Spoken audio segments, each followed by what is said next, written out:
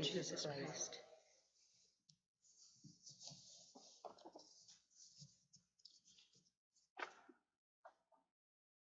The first theme of today's readings in the Mass has to do with the miraculous birth by which God's promise will be fulfilled of spiritual descendants. But let's suppose I give you a pop quiz.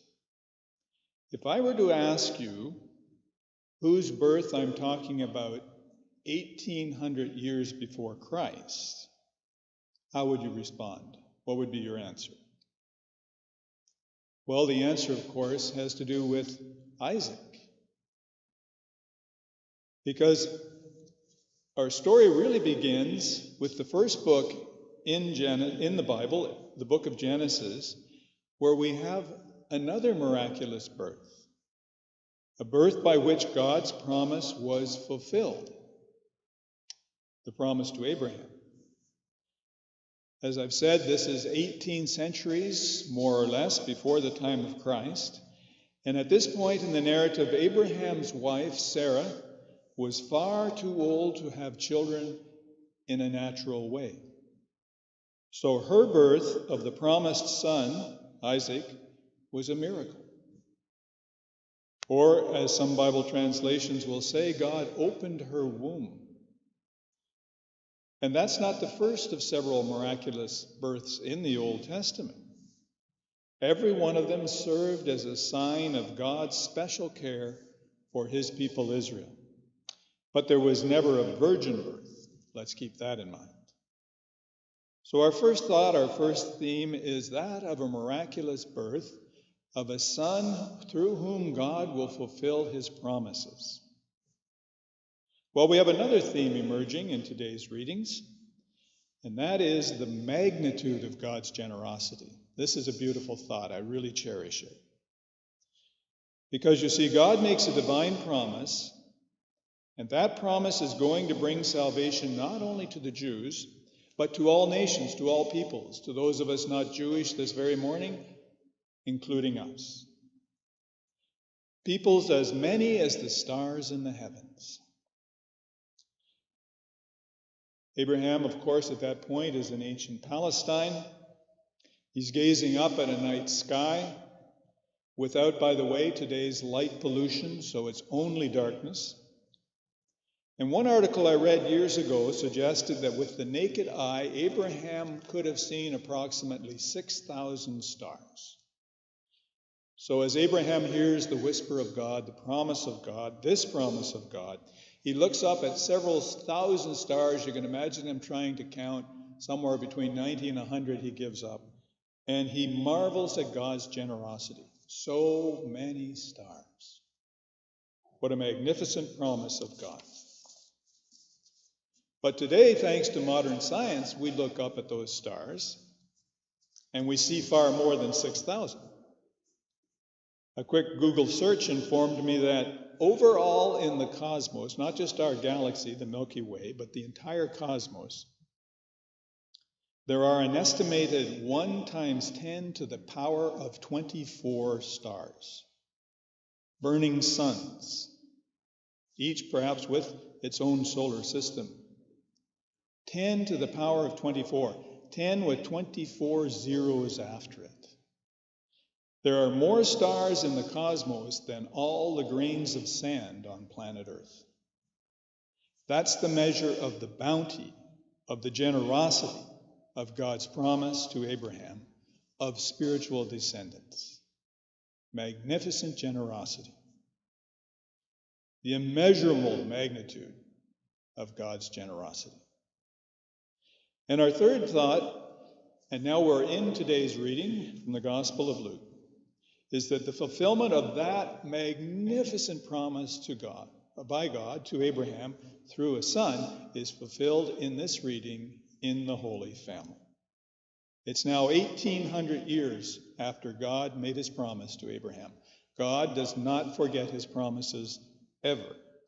And we find this enigmatic character called Simeon. He just appears on the scene. Who is he? Luke says in Greek, he's writing as a native Greek, literally, and behold a man. He just appears. The name itself was commonly used in Jewish circles. Otherwise, Simeon is completely unknown.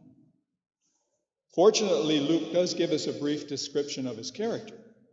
So imagine if this were a description of you, of how you were remembered centuries from now. Simeon was righteous, and Simeon was devout. That is, he lived a life of religious uprightness.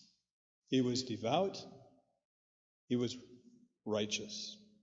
And he finds himself standing in the temple in Jerusalem before the three paragons of devoutness and righteousness.